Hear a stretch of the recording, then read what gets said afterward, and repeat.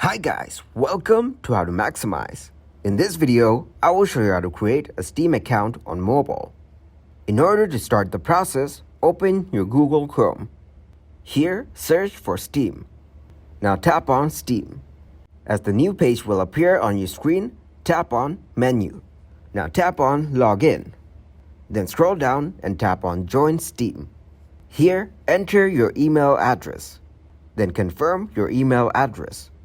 After that, tap on I'm not a robot. Here, you need to verify yourself as a human.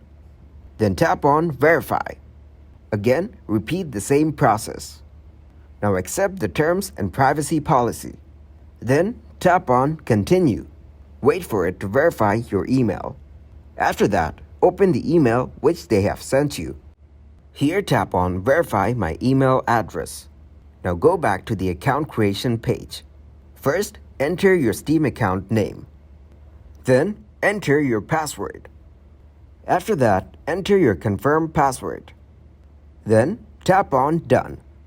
As you can see, your account has been successfully created.